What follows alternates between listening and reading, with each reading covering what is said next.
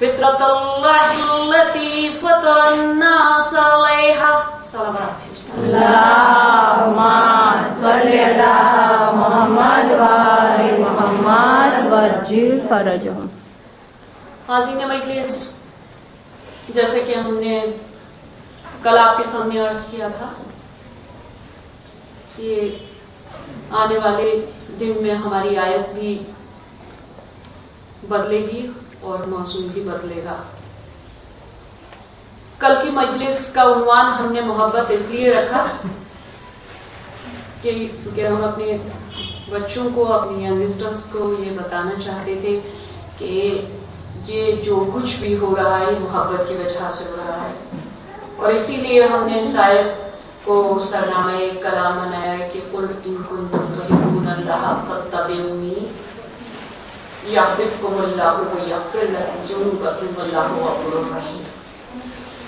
کہ اے رسول ان لوگوں سے کہہ دیجئے کہ اگر تم یہ چاہتے ہو، اگر تم اپنے اللہ سے محبت کرتے ہو تو تم میرا اتباع کرو، مجھے فالو کرو، میری پیروی کرو. اور اگر تم ایسا کرو گے تو تمہارا رب تم سے محبت کرے گا اور تمہارے گناہوں کو بخش دے گا، اور وہ بڑا رحیم و کریم ہے.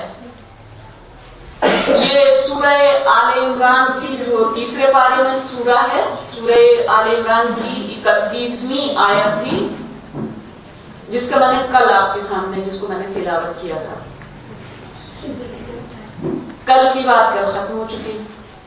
آج میں نے سورہ روم کی آیت کو تلاوت کیا ہے اور انشاءاللہ 10 دن تک صبح کی اس وقت کی مجلس میں ہم اسی آیت کے ذیل میں آپ لوگوں کے سامنے اپنا بیان جاری رکھیں گے.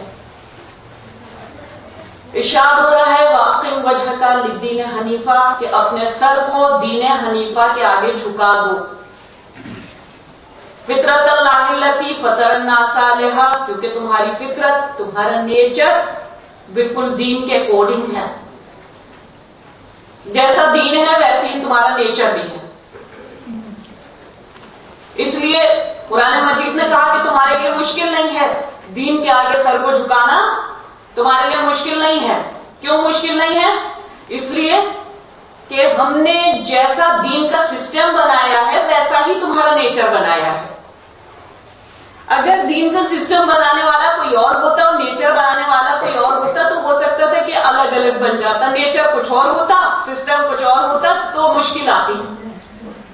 لیکن آیت صاف صاف کہہ رہی ہے کہ تمہیں مشکل نہیں آنی چاہیے، تمہیں پریشانی ہونی ہی نہیں چاہیے. دین کے آگے سر جھکانے میں تمہیں کوئی ڈیفیکلٹی اس لیے نہیں ہونی چاہیے کہ یہ دین کا سسٹم بالکل تمہاری کوڈنگ، نیچر کی کوڈنگ ہے، تمہارے بالکل تمہارے نیچر کے جیسا ہے. جیسا تمہارا نیچر ہے ویسا ہی دین کا سسٹم ہے، ہم نے اسے ویسا ہی بنا دیا. تو پھر کیا ہے؟ کیوں دین کے آگے سر ایسے نہیں جھکا ہوا ہے جیسے قدرت چاہتی ہے؟ یا جھکا ہوا ہے ایسے جھکا ہوا ہے کہ جیسے قدرت چاہتی نہیں جھکا ہوا. کیا ہوتا ہے؟ جب آسانیاں ہوتی ہیں تو دین کا مان لیتے ہیں، جب مشکلیں ہوتی ہیں تو اپنا مان لیتے ہیں. اور پھر کہتے کیا ہے کہ ہمیں تو سوسائٹی میں بھی رہنا ہے، ہمیں سماج کے ساتھ بھی رہنا ہے، ہمیں لوگوں کے ساتھ بھی رہنا ہے. اس کو دیکھتے ہوئے ہم اگر پوری طرح سے دین کے آگے جھک جائیں گے تو ہم سکسیس نہیں ہوں گے، ہم کامیاب نہیں ہوں گے. کیسا عقیدہ ہے؟ سکسیس کے تمہارے ہاتھ میں ہے، سکسیس کے سوسائٹی کے ہاتھ میں ہے، کامیابی کے دنیا والوں کے ہاتھ میں ہے؟ نہیں، کامیابی اس نے اپنے ہاتھ میں رکھی ہے. اور اس نے اپنے رسول سے کہہ بھی دیا ہے کہ اے رسول ان لوگوں سے کہہ دیجئے، اپنی امت سے کہہ دیجئے کہ تم اپنی عاقبت کو سدھار لو، اپنی آخرت کو سدھار لو، دنیا ہم کو تمہاری سدھار دیں گے. ایک صلوات دیجیے اللہم صلی علی محمد و آل محمد. بہت زیادہ کنسنٹریشن آپ کو کرنا پڑے گا آج کی مجلس میں اسپیشلی، بہت زیادہ. اور وہ اس لیے کہ اگر آج ہی آپ کی سمجھ میں میری بات نہیں آئی تو پھر آگے بھی کئی چیزیں مس ہو جائیں گی، کئی چیزیں نہیں سمجھ پائیں گی. تو کنسنٹریشن ضروری ہے. اور انشاءاللہ آج शाम की मजलिस भी मेरी कंसंट्रेशन पे होगी, क्योंकि आज हम आपको कंसंट्रेशन के लिए इनवाइट कर लेंगे तो 10 दिन तक मैसेज बड़े स्मूथली आप लोगों तक पहुंच पाएगा। इसलिए आज हम बार बार इस चीज पे जोर देंगे कि कंसंट्रेशन जरूरी है, आपका ध्यान ये रखना जरूरी है। 1 घंटे की मजलिस है और 1 घंटे में ये इबादत उस तरह से हो जाए कि जिस तरह से इबादत का हक है वैसी इबादत ना हो जैसे हम लोग मुसल्ले पे करते हैं कि जहन कहीं होता है और नमाज कहीं पढ़ी जा रही होती है।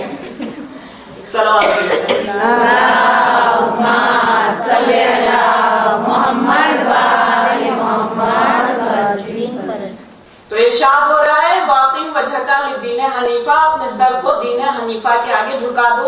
अब जब ये कह दिया कि सर को झुका दो तो इसका मतलब ये है कि सरेंडर कर दो, हथियार डाल दो। यानी अब ये नहीं करना है कि अपना भी मान रहे हैं उसका भी मान रहे हैं, नहीं, अब सिर्फ उसका मानना है। जैसा जैसा इस्लाम कहता जाए, जैसा जैसा कुरान कहता जाए, जैसा जैसा शरीयत कहती जाए, बस वैसा मानते जाओ। आंखें बंद करके सिर्फ इस्लाम पर अमल करना है, कुरान पर अमल करना है, शरीयत पर अमल करना है। और ये तो हर ला इलाहा इल्लल्लाह पढ़ने वाला जानता है कि दीन इस्लाम से ज्यादा मुकम्मल और कंप्लीट निजाम कोई है ही नहीं। तो जब आपके जहनों में ये चीज बैठ चुकी है कि ये कंप्लीट निजाम है, तो दूसरे सिस्टम में हमें घुसने की जरूरत क्या है? दूसरे सिस्टम्स की चीजों को अपनाने की हमें जरूरत, अगर यहाँ कोई कमी रह गई होती तो हम दूसरे सिस्टम्स में जाते। जब यहाँ कोई कमी ही नहीं है तो हमें दूसरे सिस्टम्स में जाने की जरूरत क्या है? हमें दूसरों से चीजें गेन करने की जरूरत क्या है? यहाँ सब कुछ इस्लाम ने बताया, कोई चीज इस्लाम ने छोड़ी ही नहीं है। लेकिन उसके बाद भी हम लोग उस तरह से नहीं कर पाते हैं कि जिस तरह से दीन चाहता है, इस्लाम चाहता है। उसकी वजह मैं आपको बता दूं आज, और उसी वजह पर इंशाल्लाह हमारा बयान जारी रहेगा। उसकी वजह बहुत कंसंट्रेट आज के लिए आपसे रिक्वेस्ट है, मेरी बिल्कुल हाथ जोड़ के रिक्वेस्ट है, बस आज का ध्यान ज्यादा दीजिए। फिर इंशाल्लाह जब मैसेज पहुंचने लगेगा तो मुझे कहने की जरूरत नहीं पड़ेगी, आप लोग को पिन ड्रॉप साइलेंस रहेगा इंशाल्लाह। अल्लाहुम्मा सल्ली अला मुहम्मद व आले मुहम्मद वजिल फरज। अल्लाहुम्मा सल्ली अला मुहम्मद व आले मुहम्मद वजिल। जैसे व्यवस्थित दबाई देते ना आप એટલે પાછળથી ફસેડવા બી ના મળે, કોન્સન્ટ્રેશન બી ડિસ્ટર્બ થાય, એટલે બધા થોડા દબાઈને જ આગળ બેસે, એટલે પાછળ સમાવેશ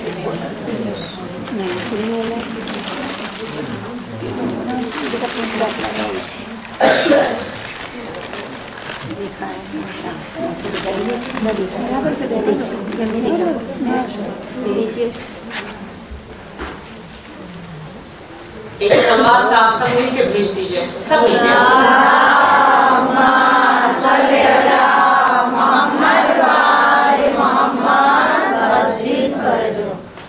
तो अब सवाल ये है कि जब इतना अच्छा सिस्टम है, जब इतना कंप्लीट निजाम है, तो वो कौन सी चीज है जो हमें पूरी तरह से सरेंडर करने नहीं देती, दीन इस्लाम के आगे हमें पूरी तरह से सर झुकाने नहीं देती?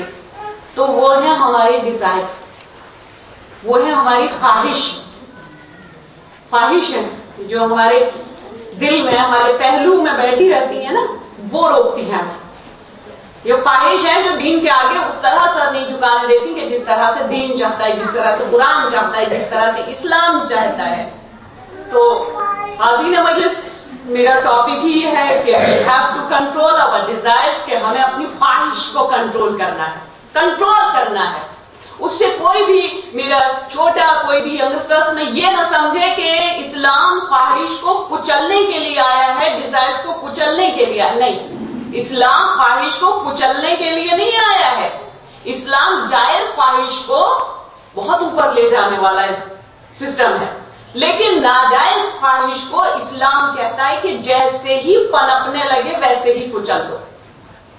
क्योंकि जब ये नाजायज ख्वाहिश पनप जाती है एक मर्तबा, तो फिर वो पौधा बनती है, पौधे से वो दरख्त बनती है, स्ट्रॉन्ग ट्री, और उसके बाद बनने के बाद में फसाद खड़ा होता है, मुसीबत खड़ी होती है, परेशानी खड़ी होती है। और ऐसे ایسا ایسا فساد کہ ہم اپنی آنے والی مجلسوں میں انشاءاللہ عرض کریں گے کہ یہ انہی خواہش کی وجہ سے کیسا کیسا فساد، کیسی کیسی پریشانیوں میں، کیسی کیسی مصیبت میں ہم لوگ پڑ جاتے ہیں اگر ہم لوگ ان خواہش کو، جو ناجائز خواہش ہے، میں بار بار آپ لوگوں کے سامنے عرض کروں کہ جائز خواہش کو اسلام کچلتا نہیں ہے. حالانکہ اسلام پر یہ الزام ہے کہ اسلام میں خواہشوں کو کچلا جاتا ہے، اسلام میں خواہشوں کے لیے کوئی جگہ نہیں، مگر بالکل جھوٹا الزام، بالکل فیک الزام. اسلام میں خواہش کو کچلا نہیں گیا، وہ تو صوفیزم ہے جہاں کچلا گیا. وہ مذہب جو ہے وہ کرسچینٹی ہے جہاں کے خواہشات کو کچلا گیا. اسلام میں خواہش کو نہیں کچلا گیا، لیکن ناجائز خواہش کو کہا جب ناجائز خواہش جیسے ہی پن پہ فوراً کچل دو، ورنہ فتنہ کھڑا ہو جائے گا، فساد برپا ہو جائے گا، فساد برپا ہو جائے گا. اور بہت آپ لوگوں نے برابر یہ حدیث سنی ہوگی اور یہ برابر آپ لوگ سنتے رہتے ہیں کہ ہمارے مولائے کائنات حضرت علی ابن ابی طالب علیہ السلام نے اللہم صلی علی محمد و آل محمد دنیا کو 3 مرتبہ طلاق دی. شاید یہ جو لوگوں کے ذہنوں میں یہ کانسیپٹ بیٹھ گیا تو وہ شاید اس لیے بیٹھ گیا ہو کہ پڑھنے والے یہ پڑھ کے چلے جاتے ہیں کہ دنیا کو 3 مرتبہ طلاق دی، لیکن یہ کوئی کلیئر نہیں کرتا ہے کہ کون سی دنیا کو طلاق دی اور کس دنیا کو طلاق دی. یہ کوئی کلیئر کرنے کی کوشش نہیں کرتا ہے. مولائے کائنات نے دنیا کو طلاق دی، لیکن اگر دیکھا جائے تو اگر دنیا کو طلاق دے دی تھی تو پھر کرنا کیا چاہیے تھا کہ ایک پہاڑ کے دامن میں مصلی بچھا لیتے اور بس اللہ اللہ کرتے رہتے، دن رات تکبیریں، دن رات سجدے. لیکن علی تو میدان جنگ میں بھی نظر آ رہے ہیں. علی تو کسی بیوہ کے گھر میں اس کے بچوں کے ساتھ کھیلتے ہوئے نظر آ رہے ہیں. علی کسی ضعیفہ کا تندور گرم کرتے ہوئے نظر آ رہے ہیں. علی کسی بیوہ کا بوجھ اٹھاتے ہوئے نظر آ رہے ہیں. علی کسی بیوہ کی عیادت کرتے ہوئے جاتے ہوئے نظر آ رہے ہیں. تو اب سوال یہ ہے کہ اگر دنیا کو طلاق دے دی تھی تو پھر یہ کیا ہے؟ نہیں، دنیا کو طلاق نہیں دی تھی، اس دنیا کو طلاق دی علی نے جو بغیر دین کے علی کے پاس آئی. جو دنیا بغیر دین کے علی کے پاس آئی تو علی نے کہا ہم تجھے 3 مرتبہ طلاق دیتے ہیں. تو کون سی دنیا ایسی تھی جو علی نے اپنا لی؟ کہا وہ دنیا جو دین کے ساتھ میرے پاس آئی. اور یہی حکم شریعت ہے ہمارے لیے بھی کہ جب چلو تو اس طرح سے چلو کہ ایک ہاتھ میں دنیا ہو اور ایک ہاتھ میں دین ہو.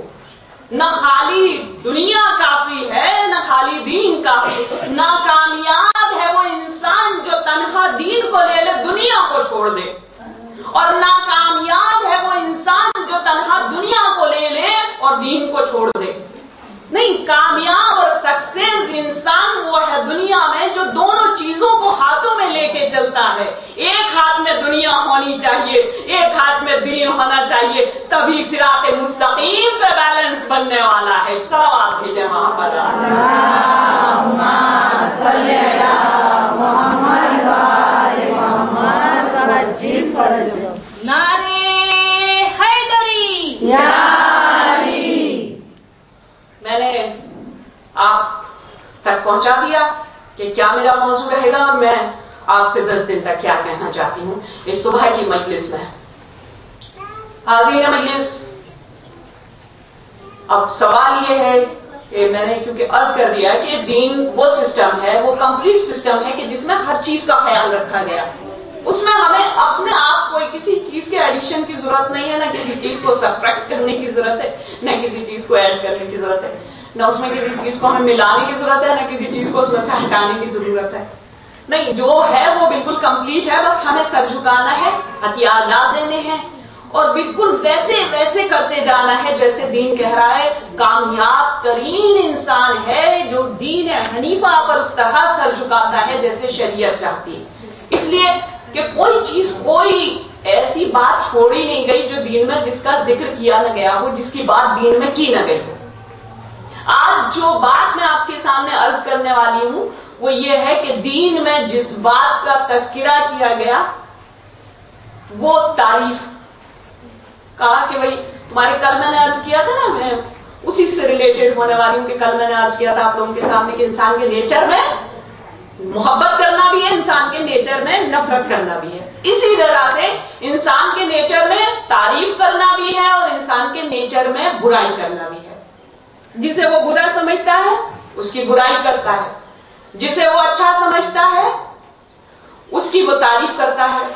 लेकिन इस्लाम ने इसको भी मना नहीं किया, बल्कि इस्लाम ने कहा जो काबिल तारीफ है उसकी तारीफ करो, जो नफरत के काबिल है उससे नफरत करो। इस्लाम में ऐसा नहीं कि नफरत के लिए जगह ही नहीं है, इस्लाम में नफरत के लिए भी बहुत जगह है। लेकिन क्या कहा गया, हुक्म इस्लाम क्या है, अपनों से नफरत ना करो, अपने बहन भाइयों से नफरत ना करो, अपने बरादरी वालों से नफरत ना करो, अपनी कम्युनिटी वालों से नफरत ना करो, अपने अजीजों रिश्तेदारों से नफरत ना करो, अपने माँ बाप से नफरत ना करो। कहा नफरत उनसे करो कि जिनसे नफरत करने का तुम्हें अजर सवाब मिल जाए, जिनसे नफरत का इतना सवाब हो कि उन पर लानत भेजो तो तुम्हें सवाब मिल जाए। पर दुश्मनाने अहले बैत लाना बेशुमार लाना। हुसैन पर सल्लल्लाहु अल्लाहुम्मा सल्ली अला मुहम्मद व आले मुहम्मद वज्जिल फरज। तो ऐसा नहीं है कि इस्लाम में नफरत का कोई कानून ही नहीं है, कोई लॉ नहीं है नफरत के लिए कि नहीं भाई इस्लाम ने तो कह दिया कि नफरत नहीं। नफरत इस्लाम कह रहे नफरत करो क्योंकि तुम्हारे नेचर में है ये चीज, तुम बुरे से नफरत करते हो। तो ऐसा नहीं कि हमारे सिस्टम में नफरत के लिए जगह नहीं है, लेकिन उन लोगों से नफरत करो कि जिनसे नफरत करना चाहिए, उनसे नफरत ना करो कि जिनसे नफरत करना तुम्हारे लिए गुनाह बन जाए, उनसे नफरत ना करो। इसी तरह से तारीफ का मामला भी है। कहा क्योंकि तुम्हारे नेचर में तारीफ है तो आओ हम कुरान मजीद की इब्तदा ही, कुरान मजीद की स्टार्टिंग ही तारीफ से करते हैं। क्या कहा, बिस्मिल्लाहिर्रहमानिर्रहीम अल्हम्दुलिल्लाहि रब्बिल आलमीन। हम्द है उस रब्ब आलमीन की, उस परवरदिगार की जो आलमीन का रब है। तमाम तारीफ उस परवरदिगार की जो आलमीन का रब है। यानी इस्लाम में तारीफ के लिए इतनी गुंजाइश, इतनी जगह कि उसने स्टार्टिंग ही तारीफ से की। क्योंकि तुम्हारे नेचर में है ना कि तुम्हें तारीफ अच्छी लगती है, अपनी भी तारीफ अच्छी लगती है और जो तुम्हें अच्छा लगता है उसकी भी तारीफ तुम्हें अच्छी लगती है, उसका एडमायर करना भी तुम्हें अच्छा लगता है। तो इस्लाम ने कहा कि चलो तो फिर सही, हम जो स्टार्ट करेंगे कुरान मजीद की वो तारीफ से करेंगे। लोगों को ऐसा लगा, जिन्हें कुरान समझ में नहीं आया उन्हें ऐसा लगा कि परवरदिगार अपनी तारीफ खुद कर रहा है। नहीं, वो अपनी तारीफ खुद नहीं कर रहा है, बल्कि वो तुम्हें बता रहा है कि तारीफ किस तरह करनी चाहिए, तारीफ का तरीका क्या होना चाहिए, तारीफ का सलीका क्या होना चाहिए। अगर तारीफ भी करो तो उसमें वो भी सलीके के साथ करो, तरीके के साथ करो। तो उसने कहा कि तारीफ अगर करनी है परवरदिगार की तो उन अल्फाज में करो जिन अल्फाज में परवरदिगार चाहता है, अल्लाह चाहता है, उन अल्फाज में। और ये जो अल्हम्दुलिल्लाह है, इतना इसका अजर सवाब है, आप समझ लीजिए कि एक मर्तबा किसी ने आके हमारे इमाम मोहम्मद बाक़िर इस्लाम से सवाल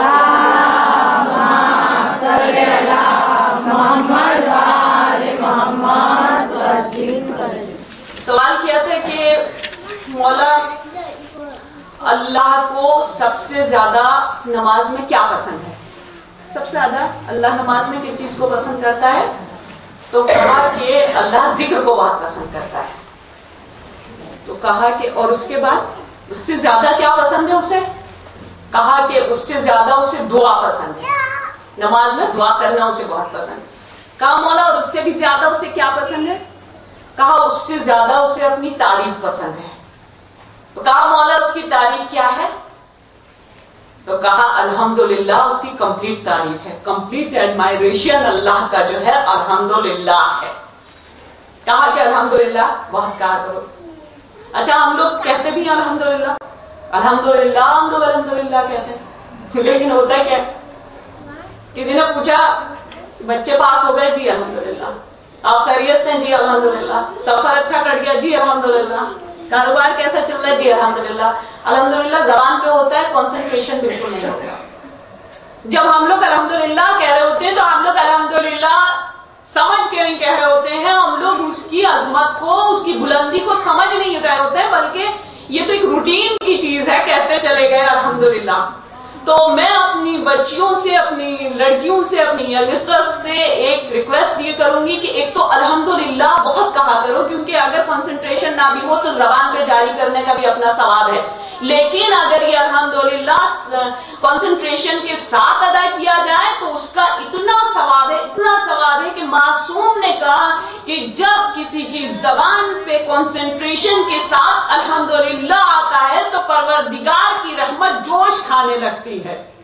और उसके बाद फरमाया कि वो भी दे दिया जाता है जो मांगा भी नहीं होता, वो भी अदा कर दिया जाता है अल्लाह की तरफ से, जो मांगा भी नहीं होता। तो रावी ने पूछे कि मौला अगर हम गिड़गिड़ा के दुआ करना चाहें तो क्या करें? कहा अल्हम्दुलिल्लाह कहो। कहा ये मुकम्मल कंप्लीट दुआ है? कहा कंप्लीट दुआ है, तुम अल्हम्दुलिल्लाह कह दो, जो नहीं मांगोगे वो भी मिलेगा। कहा मौला अगर गिड़गिड़ा के दुआ करें तो अल्हम्दुलिल्लाह, और अगर तारीफ करना चाहें, कहा ये कंप्लीट तारीफ है अल्लाह की, कोई बहुत बड़ा कसीदा कहने की जरूरत नहीं है, बहुत बड़ी एडमायरेशन की जरूरत नहीं है, बहुत सारे वर्ड्स की जरूरत नहीं है, बस सिर्फ अल्हम्दुलिल्लाह कह दो, अल्लाह की कंप्लीट तारीफ अल्हम्दुलिल्लाह है।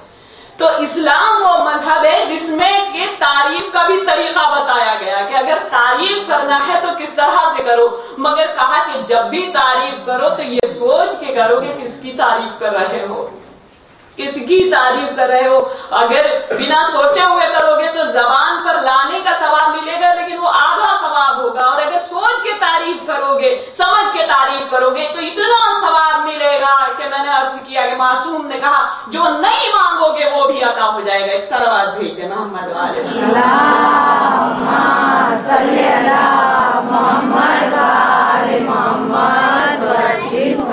नारे तकबीर, अल्लाहु अकबर, नारे रिसालत, या रसूलल्लाह, नारे हैदरी, या अली, नारे सलवात, अल्लाहुम्मा सल्ली अला मुहम्मद व आले मुहम्मद। तारीफ को इस्लाम में अच्छा समझा गया है, बुराई को भी अच्छा समझा गया है। कहा बुराई कर दो, लेकिन ये सोच के करो कि ये बुराई करने से अगर किसी का सुधार हो सकता है तो उसके मुंह पे उसकी बुराई कर दो। कहा कोई नमाज नहीं पढ़ता है तो फिर न झिझको, पीछे मत हटो, कह दो कि नमाज नहीं पढ़ती, बहुत गलत बात है। हो सकता है कि तुम्हारे उसके मुंह पे कहने से वो नमाज पढ़ना शुरू कर दे, इबादत करना शुरू कर दे, अपने पेरेंट्स की केयर नहीं करते हो, ये बहुत बुरी बात है। अगर कह दिया जाए तो हो सकता है कि उसमें सुधार आ जाए। तो इस्लाम ने कहा कि नियत के ऊपर, इस्लाम में मामला सारा नियत के ऊपर है कि आप क्या सोच के क्या करने वाले हैं, सारा मामला नियत के ऊपर है। तो अगर नियत करके आपने बुराई कर दी, ये नियत ना हो कि आपके बदले निकल जाए, ये नियत ना हो कि आप किसी को जलील कर दें, उसको किसी को नीचा दिखा दें, नहीं, नियत हो तो नेकी की नियत हो। इस्लाम में नेकी की नियत के लिए बहुत जगह कहा, नेकी की नियत के साथ उसकी इस्लाह के लिए उसके मुंह पे उसकी बुराई कर दो। इस्लाम ने कहा कोई हर्ज नहीं, कर दो, कर दो। तारीफ के लिए कहा, तारीफ बहुत अच्छी चीज है, लेकिन बेहतर यह है कि किसी की तारीफ मुंह पे न की जाए। कहा तारीफ मुंह पे न करो, पीठ पीछे करो उसके। लेकिन फिर क्या हुआ कि हमारे इमाम मौलाए कायनात हजरत अली इब्न अबी तालिब इस्लाम ने फरमाया, अल्लाहुम्मा सल्ली अला मुहम्मद व आले मुहम्मद। आपने फरमाया कि तारीफ मुंह पे करो।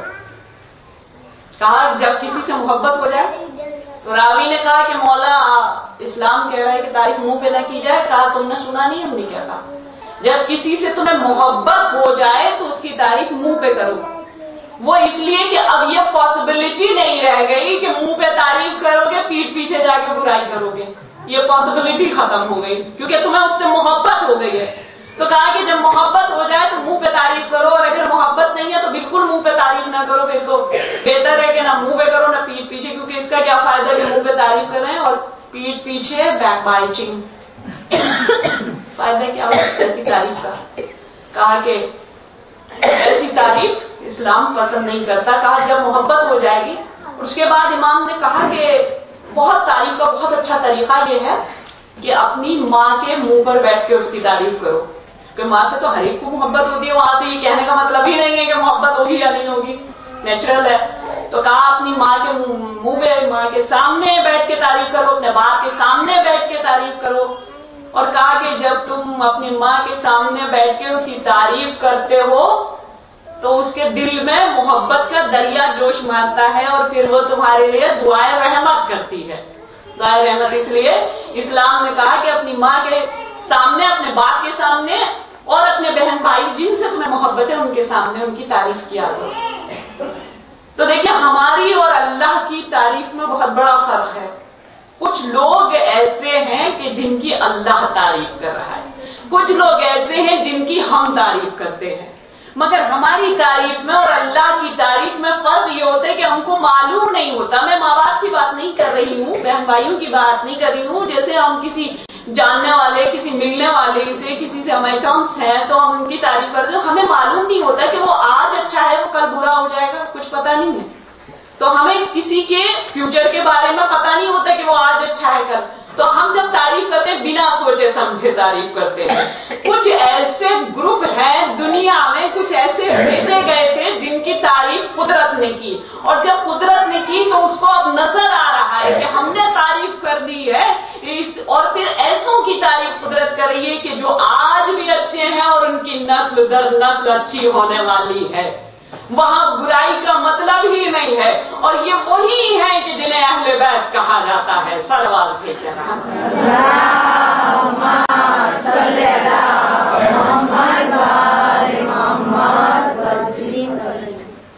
تو قدرت اہل بیت کی تعریف کر رہی ہے۔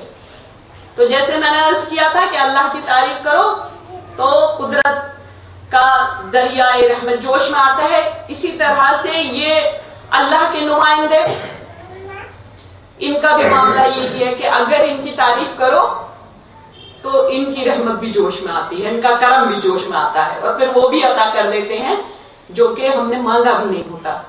اہل بیت کی تعریف کا بھی یہی معاملہ ہے۔ حالانکہ اگر دیکھا جائے تو قدرت پروردگار کی بہت سے لوگ ایسے ہیں جو تعریف نہیں بھی کر رہے ہیں، اس کا نام بھی لینا پسند نہیں کرتے، لیکن وہ انہیں بھی دے رہا ہے۔ یہ اس کا کرم ہے، یہ اس کی عطا ہے، یہ اس کا رحم ہے کہ وہ جو نام بھی اس کے لانے والے نہیں وہ انہیں بھی دیتا ہے۔ اسی صورت سے اہل بیت وہ ہے کہ جن کے منہ پر لوگ ان کی برائی کر جاتے ہیں وہ انہیں بھی دیتے ہیں۔ وہاں یہ معاملہ نہیں ہے کہ صرف تعریف پہ عطا ہوگا، مگر جب تعریف کر دی جاتی ہے تو کبھی کبھی اتنا عطا ہوتا ہے کہ پرشین کا شاعر حافظ، فارسی کا شاعر حافظ، اس نے ہمارے اور آپ کے 8ویں امام کی شان میں ایک قصیدہ کہا تھا، تو اسے امام کے دربار سے لسان الغیب کا لقب مل گیا۔ کہا گیا یہ لسان الغیب ہے، لسان الغیب لسان زبان کو کہتے ہیں، غیب جس کو اللہ نے غیب سے زبان عطا کی ہے۔ تو اہل بیت کی عطا یہ ہے، اہل بیت کا کرم یہ ہے۔ حاضرین مجلس کے اگر کوئی برائی کرے وہ تب بھی عطا کرتے ہیں، اور کوئی تعریف کرے تو بہت عطا کرتے ہیں۔ لیکن معاملہ کیا ہے کہ دیکھیں پروردگار کی تعریف بھی جیسا میں نے کہا کہ اگر آپ کو کرنی ہے تو ان الفاظ میں اگر کیا جائے کہ جن الفاظ میں اللہ چاہتا ہے تو وہ بہت زیادہ ثواب ہے اس کا۔ حالانکہ ہم اپنے الفاظ میں بھی اس کی تعریف، پروردگار تو قدیم ہے، معبود تو رحمان ہے، تو کریم ہے، جو بھی الفاظ ہماری زبان سے نکلے ان کا بھی ثواب ہے۔ لیکن میں نے جیسا کہ عرض کیا کہ وہ الفاظ یعنی الحمدللہ اس کے یا سبحان اللہ اس کے ثواب اور اس کے اجر کی کوئی انتہا نہیں ہے، کیونکہ یہ وہ الفاظ ہیں جو خود اسے پسند ہیں۔ اسی صورت سے اہل بیت کا معاملہ ہے کہ اہل بیت کے معاملے میں ہم کتنے بھی بڑے قصیدے لکھ لیں، کتنی بڑی مرحبت لکھ لیں، کتنی بڑی ربائی لکھ لیں، لیکن اگر اہل بیت کے الفاظ میں ان کی تعریف کی جائے تو وہ تعریف بہت اچھی تعریف ہوتی ہے۔ اور وہ اہل بیت کے الفاظ کون سے ہیں؟ آپ سوچ رہی ہوں گی کیا وہ اہل بیت کے الفاظ کون سے لائے جائیں جن میں ان کی تعریف کی جائے؟ تو وہ اہل بیت کے الفاظ ہیں زیارتیں۔ روزے جمعہ ہے نا، زیارتوں کا دن ہے نا، زیارتیں زیارتیں کہا کہ زیارتیں یہ اہل بیت کے اپنے الفاظ، اماموں کے اپنے الفاظ ہیں۔ اور اگر آپ دیکھیں تو انشاءاللہ آج شام کی مجلس میں بھی زیارت پہ ہی بات ہوگی، کیونکہ وہ بھی ہمارے عنوان کی تمہیدی مجلس ہے، تو زیارتوں پہ بات ہوگی اور کنسنٹریشن پہ عرض کرنے والے ہیں ہم۔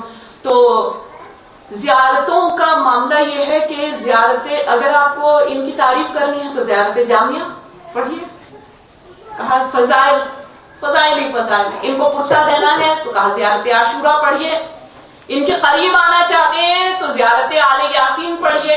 لیکن پھر میں آپ سے عرض کروں گی پڑھیے تو کنسنٹریشن کے ساتھ پڑھیے. پڑھ رہے ہوں تو پتا ہو کہ کیا پڑھ رہے ہیں.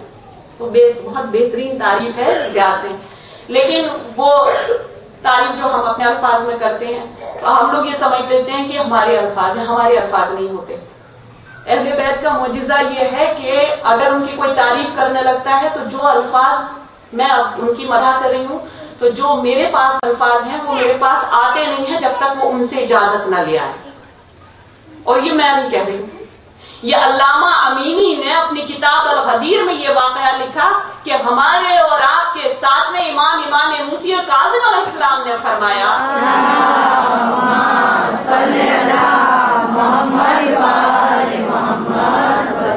کہ جب کوئی ہماری تعریف کا ارادہ کر لیتا ہے تو الفاظ اس تک آتے نہیں ہیں جب تک ہم سے اجازت نہ لے لیں، جب تک ہم سے پرمیشن نہ لے لیں اس تک الفاظ نہیں آتے ہیں، امام نے فرمایا. اور کس وقت فرمایا؟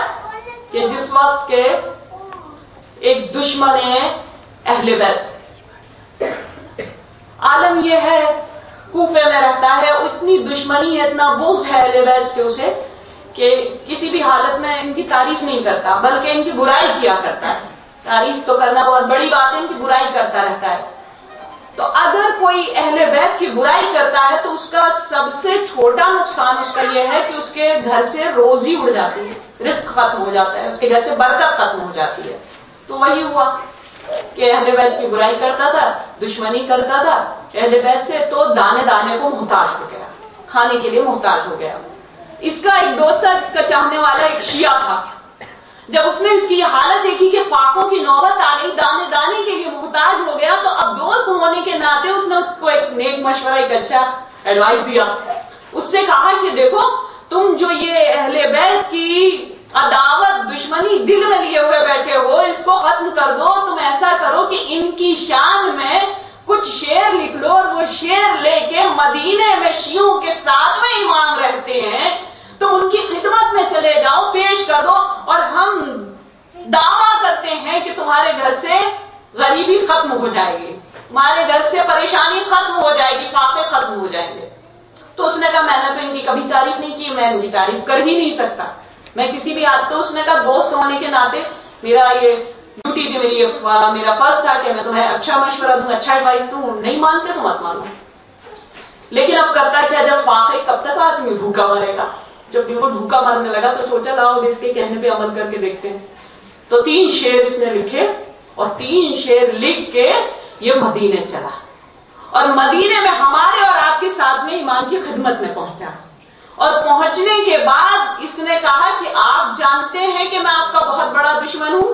امام نے کہا ہم جانتے ہیں. کہا آپ جانتے ہیں کہ میں نے آپ کی کبھی تعریف نہیں کی؟ تو کہا ہاں ہم یہ بھی جانتے ہیں. کہا کہ آپ جانتے ہیں کہ میں نے آپ کی شان میں 3 شعر کہے؟ امام نے کہا ہم یہ بھی جانتے ہیں. اور اب تو یہ بتا دے کہ تو پڑھ کے سنائے گا یا ہم پڑھ کے سنائے؟ تو پڑھ کے سنائے گا یا ہم پڑھ کے سنائے؟ تو جب امام نے یہ کہا تو وہ حیرت میں پڑ گیا. اس نے کہا مولا میں نے تو ابھی کسی سے بیان بھی نہیں کیا، میں نے ابھی کسی کو بتایا بھی نہیں کہ میں نے آپ کی شان میں شعر کہے، آپ کو کیسے پتا چل گیا کہ میں نے شعر کہے؟ تو امام نے کہا تھا ایسا کر کہ ایک مصرع تو پڑھ دے، ایک مصرع میں پڑھ دوں.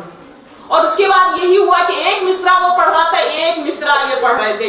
جب تینوں شعر پورے ہو گئے تو ایک مرتبہ امام کے پیروں پہ اس نے ہاتھ رکھ دیا، امام کے قدموں پہ اس نے ہاتھ رکھ دیا اور ہاتھ رکھ کے کہا کہ میں جو کام لے کر آیا تھا وہ تو میں بھول گیا، مگر مولا آپ بتا یہ دیجئے کہ جب میں نے کسی سے ذکر نہیں کیا، کسی کو بتایا نہیں، تو آپ کو کیسے پتا چل گیا کہ میں آپ کے لیے شعر لکھ کے لایا ہوں؟ تب امام نے فرمایا یاد رکھو جب کوئی ہماری تعریف کا ارادہ کر لیتا ہے تو الفاظ اس کے پاس بعد میں جاتے ہیں، پہلے ہم سے اجازت لینے آتے ہیں. صلوات بھیجے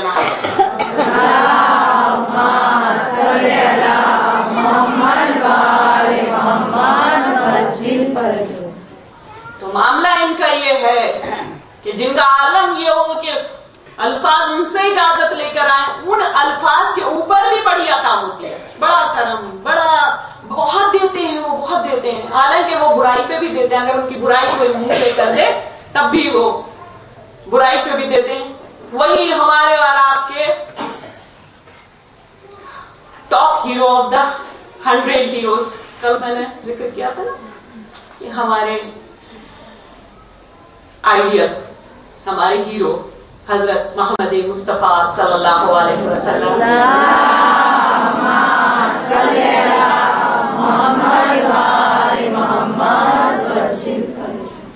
اور اخلاقیات میں سے ان کی 4 چیزیں آپ کے حوالے کر دوں۔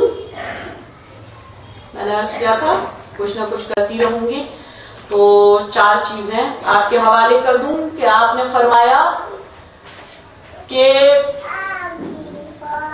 میں مکارم الاخلاق پر بھیجا گیا ہوں، مبعوث کیا گیا ہوں یہاں پر۔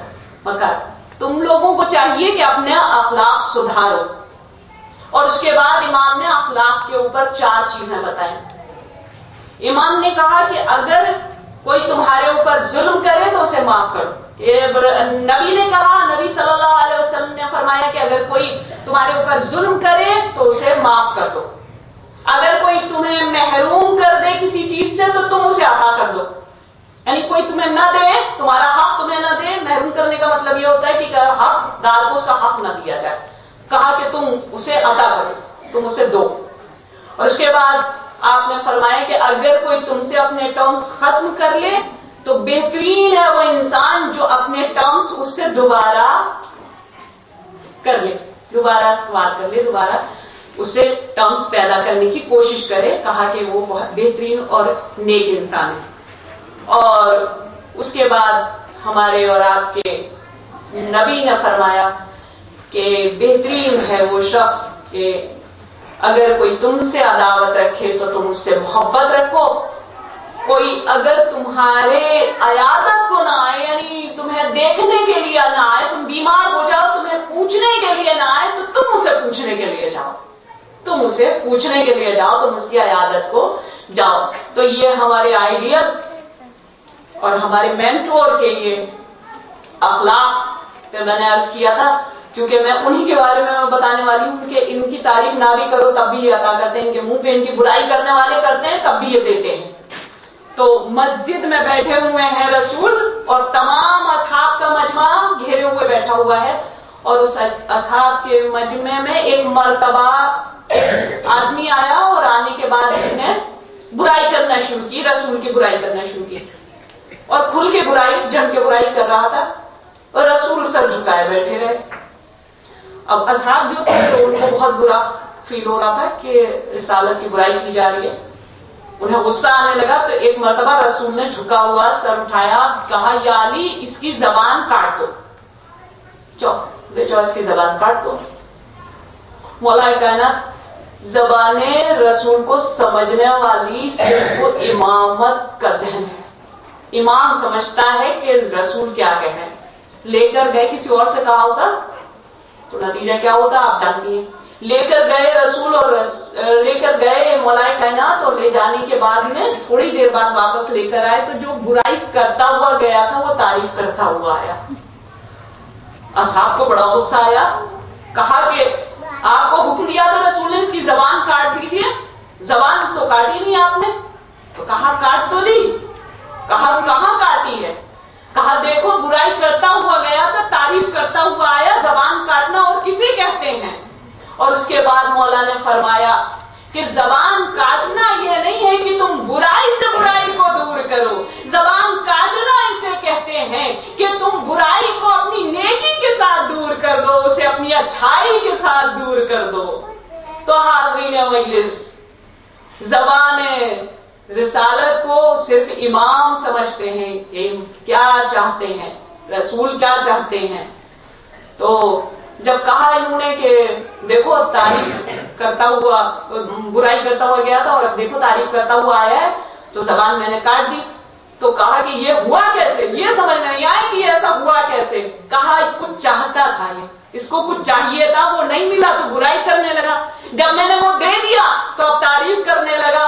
تو وہ جو کہ تعریف کر رہا تھا فوراً اس نے پلٹ کے کہا کہ نہیں، صرف وہ نہیں دیا جو میں مانگ رہا تھا، وہ بھی دے دیا جو میں نے مانگا بھی नहीं था। सलावत भेजे मोहम्मद वाले अल्लाहुम्मा सल्ली अला मोहम्मद वाले मोहम्मद मोहम्मद आले मोहम्मद पर सल्लल्लाहु अल्लाहुम्मा सल्ली अला मोहम्मद वाले मोहम्मद। और इनके यहाँ सबका यही मैंने अर्ज किया था ना कि सिर्फ एक ही आपके मेंटोर नहीं है, बल्कि उनकी नस्ल में आने वाले जितने भी इमाम हैं सब आपके लिए आइडियल हो सकते हैं, सबको आप आइडियलाइज कर सकते हैं, इसलिए कि सब एक दूसरे की तस्वीर है, बिल्कुल एक दूसरे की तस्वीर, बिल्कुल एक दूसरे की छवि है बिल्कुल। तो यहाँ तो नबी का ये तरीका देखा और उसके बाद इन्हीं नबी के नवासे इमाम हसन इस्लाम का भी यही तरीका देखा। अल्लाहुम्मा सल्ली अला मोहम्मद वाले मोहम्मद। कि आप चले जा रहे हैं राह में तो सामने से आता हुआ दिखाई दिया और आने के बाद में उसने सीधे सीधे मौलाए कायनात को बुरा भला कहना शुरू कर दिया। कितना गुस्सा आता है, अपने को बुरा कहा जाए तो कम गुस्सा आता है, अपने पेरेंट्स को बुरा कहा जाए तो बहुत गुस्सा आता है। तो किसी के बाप को कह के तो देखे कितना गुस्सा आता है, लेकिन क्या सब्र है, क्या हिल्म है, क्या अंदाज है। तो जब वो अच्छी तरह दिल खोल के मौला को बुरा कह चुका तो अब हसन मुश्तबा मुस्कुराए, मुस्कुरा के कहा कि सवारी नहीं है सफर के लिए, सवारी दे दूं? अगर तेरे पास खाने के लिए तोशा नहीं है तो तुझे तोशा दे दूं? अगर तेरे पास सफर करने के लिए मालो दौलत नहीं है तो तुझे मालो दौलत दे दूं? तो एक मर्तबा उसने चेहरे को देखा और चेहरे को देखने के बाद कहा कि क्या आप अली मुर्तजा के लाल हैं? कहा कि हाँ, मैं हसन मुश्तबा हूं। तो कहा मैं आपको पहचानता नहीं था। कहा जरूरी है कि अगर हमारी बुराई करो तो भी हमें पहचान के करो और हमारी तारीफ करो तो हमें पहचान कर करो। मैं कहूंगी मौला जो आपको पहचान गया वो आपकी बुराई करेगा ही कहाँ। ये वो बदनसीब हैं जिन्होंने किरदारों को पहचाना नहीं है, जिन्होंने आपकी सीरतों को पहचाना नहीं है। उनके दिल पर स्याह हो चुके हैं, उनके दिलों पे मोहर लग चुकी है, उनके आंखों पे पर्दे पड़े हुए हैं। जो आज आपकी तारीफ नहीं कर रहे हैं तो गोया वो इस काबिल है ही नहीं कि वो आपकी तारीफ करें। सलावत भेजते हैं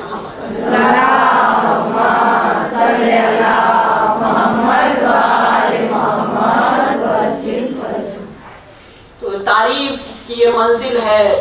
इस्लाम ने बताया कि तारीफ करो, एडमायरेशन बहुत अच्छी चीज है इस्लाम में, लेकिन समझ के करो, सोच के करो। कहा अपने अजीजों की करो तो कहा मुंह पे करो, दोस्तों की करो तो अगर मोहब्बत है तो मुंह पे करो, और अगर मोहब्बत नहीं है तो फिर पीठ पीछे करो, मुंह पे ना करो। और कहा कि अगर अल्लाह की तारीफ करो तो अगर उन अल्फाज में करो तो बहुत बेहतर अल्फाज हैं कि जिसमें अल्लाह चाहता है। और कहा कि साथ ही तारीफ करते वक्त ये ध्यान रहे, ये कंसंट्रेशन रहे कि क्या कह रहे हो, जबान पे क्या जा रही। और कहा जब अहले बैत की तारीफ करो तो बेहतरीन तारीफ वो है, बहुत अच्छी तारीफ वो है कि जो अहले बैत की जबान में यानी ज़ियारतों की सूरत में जो तारीफ है वो तारीफ बेहतरीन तारीफ है। वरना जो भी तारीफ आप करें वो भी बहुत बुलंद तारीफ है, तारीफ जो भी हो वो बहुत बुलंद है। लेकिन कहा कि सबसे बुलंद तारीफ वो है जो ज़ियारतों की सूरत में है, जो ज़ियारतों की सूरत में है, वो तारीफ सबसे ज्यादा बुलंद है। वरना तो इनके यहाँ तो मामला यह है कि इन्होंने कह दिया है, हदीसे रसूल है कि जिसने अली की शान में, अहले बैत की शान में एक शेर कहा, एक बैत कहा, शेर को बैत कहते हैं, मैं अपनी छोटी बच्चों को बता दूं तो जिसने एक बैत कहा उसे जन्नत में एक बैत मिलेगा। शेर को भी बैत कहते हैं और घर को भी बैत कहते हैं। कहा जिसने एक शेर कहा उसे जन्नत में एक घर मिलेगा। तो अमर इब्न आस दुश्मन है अहले बैत का बहुत बड़ा, उसको जब ये पता चला कि ये हदीस है रसूल की तो उसने 11 शेर कहे मौलाए कायनात की, ये शान में 11 शेर कहे। हमेशा दुश्मनी करता रहा मगर अब घर की लालच में जन्नत में घर मिलेगा, उसने 11 शेर कहे और शेर कह के वो लेके चला तो इमाम हसन इस्लाम से टकरा गया, सामने आया। मासूम के नाम पे एक सलवात भेजना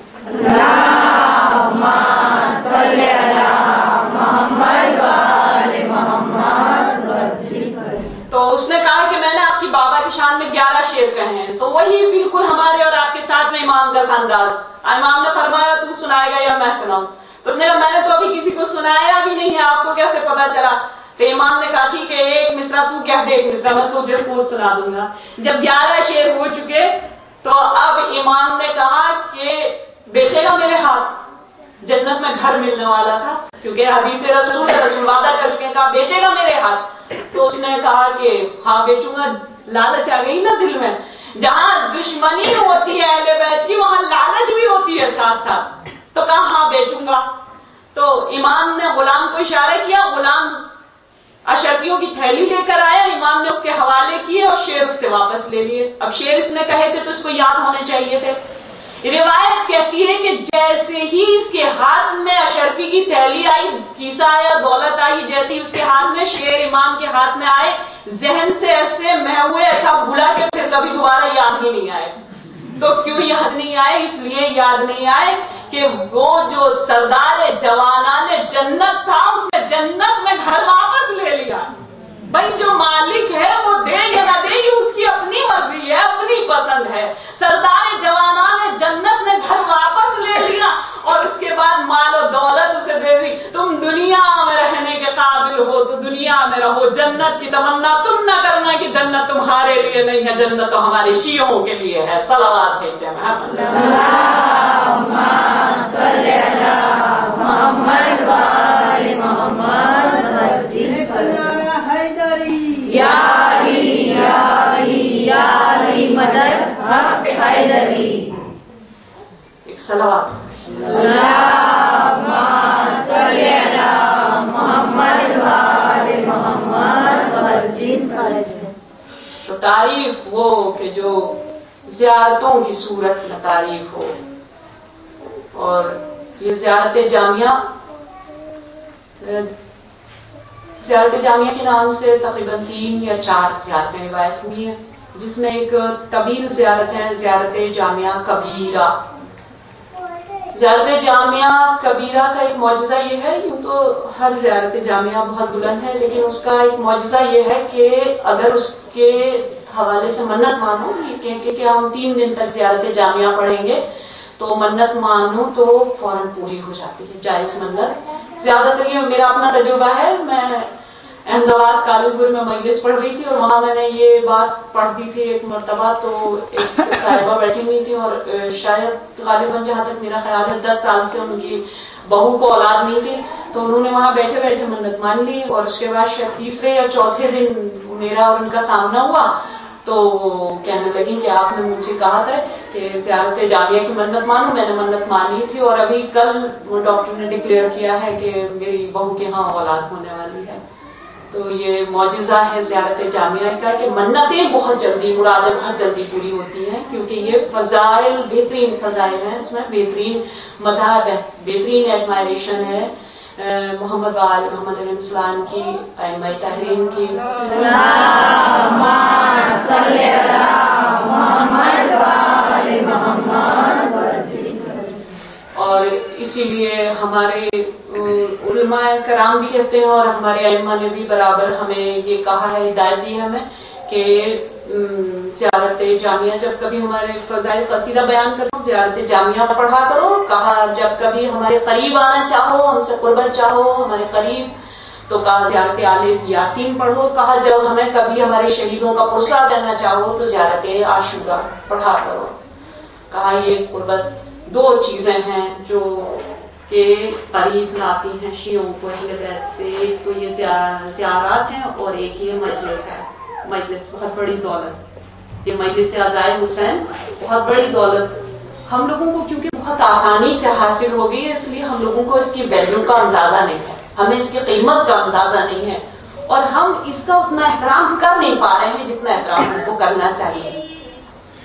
ان لوگوں کو دیکھیے کہ جو امام باڑے سے نکلتے ہیں تو گولیاں کھاتے ہیں، گھروں سے نکلتے ہیں تو انہیں معلوم نہیں ہوتا کہ وہ زندہ گھروں میں آئیں گے یا میت آئے گی.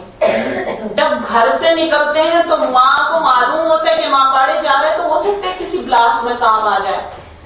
ابھی صرف 3 دن پہلے میری ایک ननंद है लाहौर में, उनके बेटे को इमामबाड़े से निकलने के बाद एक गोली मारी, तो वो नहीं मरा तो 3 गोलियों से उसको छलनी किया। जवान बेटा उनका, बिल्कुल जवान बेटा। आप सोचिए कि मजलिसें उनके लिए कितनी वैल्यूएबल है कि जान जाए तो जाए लेकिन मजलिसें न जाने पाए। इतनी बड़ी कीमत वो मजलिसों के लिए, अज़ाए हुसैन के लिए चुका रहे हैं, और हमें ये बहुत स्मूथली, बहुत आसानी से हासिल है। क्या करते हैं, फर्श अज़ा पे आके बैठ जाते हैं और उसके बाद मजलिस 1 घंटे की मजलिस सुनते हैं और उसके बाद उठ के चले जाते हैं। जिन्हें अल्लाह तौफीक देता है वो जो यहाँ से लेके जाते हैं उसको याद रखते हैं, उस पर अमल करते हैं। और कुछ लोग ऐसे भी होते होंगे कि जिनको याद भी नहीं रहता होगा कि मजलिस में क्या मिला था, क्या लेके दामन में मजलिस से आए। लेकिन ये मजलिसें बहरहाल तब भी उनके लिए भी कीमती हैं जो लेके जाते हैं, और उनके लिए भी कीमती हैं जो लेते हैं और यही छोड़ के चले जाते हैं। क्यों कीमती हैं? इसलिए कि ये जिक्र उन्हें ताकत बख्शता है, ये जिक्र उन्हें दबने नहीं देता, ये जिक्र उन्हें डरने नहीं देता। अभी 1984 में चाइना में कॉन्फ्रेंस हुई थी और हमारे यहाँ के मिनिस्टर हैं अम्मार रिजवी, शायद आप लोगों ने नाम सुना हो, शिया है हम लोगों के अपने ही अम्मार रिजवी। तो वो गए थे चाइना, तो वो 1984 की बात है, तो वो चाइना गए थे। तो वहां पर एक कॉन्फ्रेंस हुई और कॉन्फ्रेंस का मौजू ये था कि आखिर ये मुट्ठी भर शिया, कोई ताकत नहीं इनके पास, कोई दौलत ऐसी नहीं इनके पास, कौन सी चीज है कि ना ये दबते हैं किसी से, ना ये डरते हैं किसी से। 15 दिन तक कॉन्फ्रेंस चली और जितने कॉन्फ्रेंस के मेंबर थे सब गैर मुस्लिम, जितने इंटेलेक्चुअल्स थे सब गैर मुस्लिम, जितने जर्नलिस्ट थे सब गैर मुस्लिम, कोई भी मुस्लिम नहीं, कोई भी शिया नहीं। 15 दिन बाद जो कंक्लूजन निकल के आया उस रिसर्च का, उस कॉन्फ्रेंस का, वो ये था कि ये इसलिए नहीं दबते कि इनके यहाँ एक क्लास होती है जिसका नाम मजलिस हुसैन है। इनके यहाँ एक जिक्र होता है, गैदरिंग होती है जिसका नाम मजलिस हुसैन है। कहा कि उस गैदरिंग में, उस इंस्टीट्यूट में, उस क्लास में 2 हस्तियों का जिक्र होता है, एक अली का जिक्र होता है और एक हुसैन का जिक्र होता है। जिक्र अली इन्हें दबने नहीं देता, जिक्र हुसैन इन्हें डरने नहीं देता।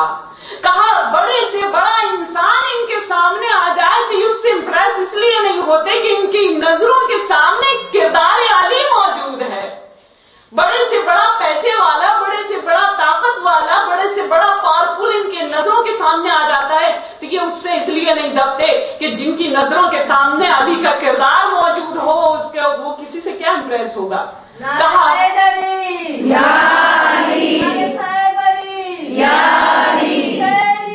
जिंदाबाद जिंदाबाद मुर्दाबाद मुर्दाबाद, अल्लाहुम्मा सल्ली अला मोहम्मद व आले मोहम्मद।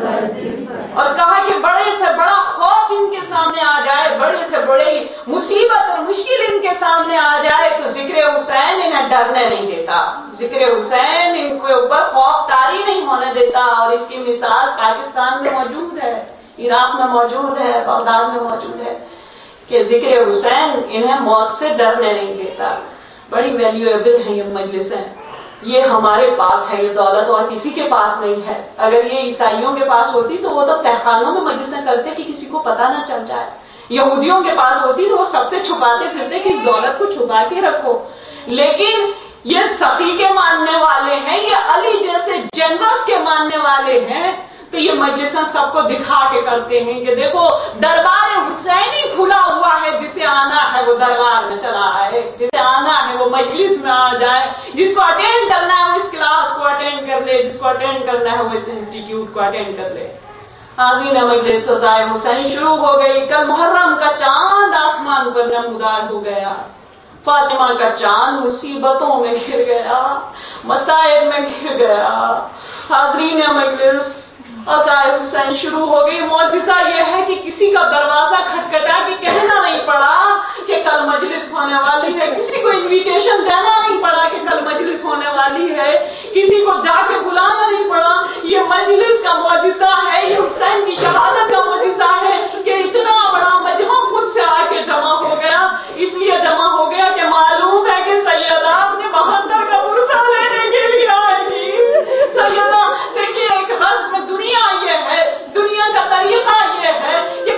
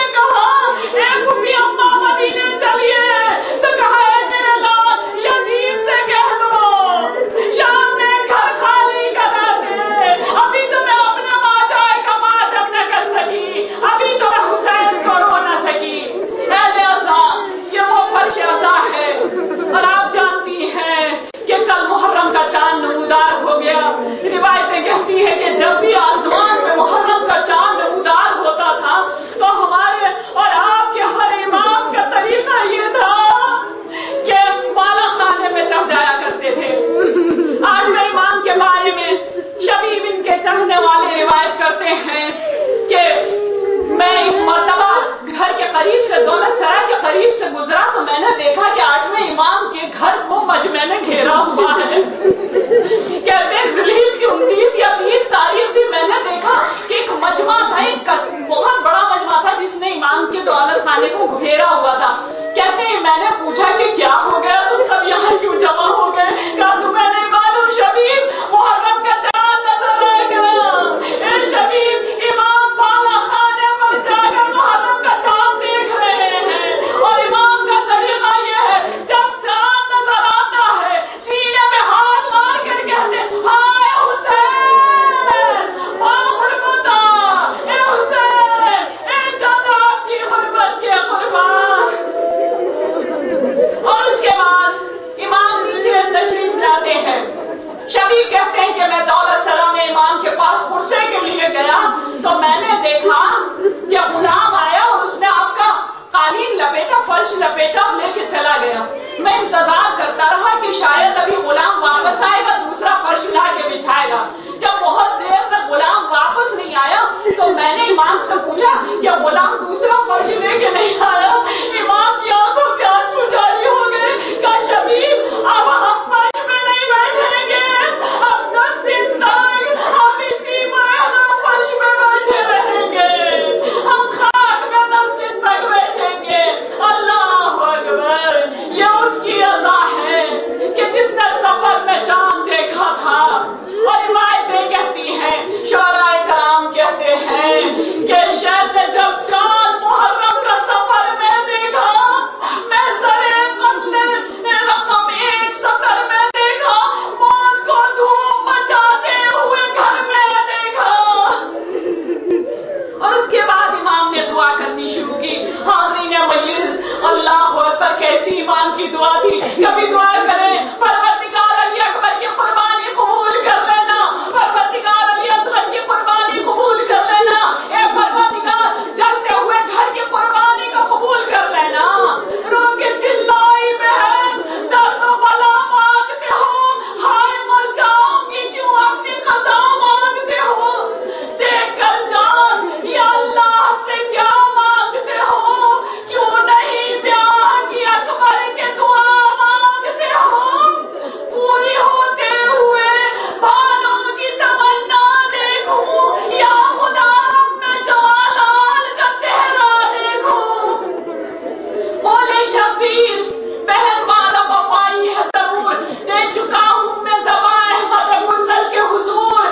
بچپنا تھا تمہیں کچھ یاد بھی ہے رنجور, اما جا کر چکی ہے میری شہادت کو قبول. غور سے پھرتے ہیں کباش تمہاری زینب, میرے محضر پہ ہے خود مہر تمہاری زینب. یہ سخن سن کے تڑپنے لگی شہدائے حسین, پیٹ کر سر کو کہا ہائے اخی ہائے حسین. ارے تو نہ ہو اور بہن رونے کو رہ جائے حسین, پھر مگا لو وہی محضر میرے ماں جائے حسین. یا میری مہر کو محضر سے مٹا دو بھائی, یا میرا نام شہیدوں میں بڑھا دو بھائی.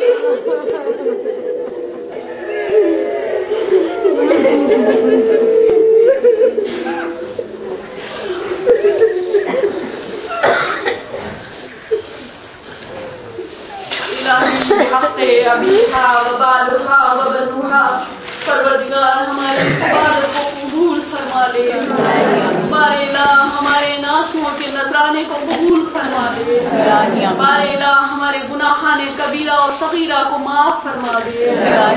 بار الہ جن کی روزی تنگ ہے ان کی روزی میں وسعت عطا فرما دے.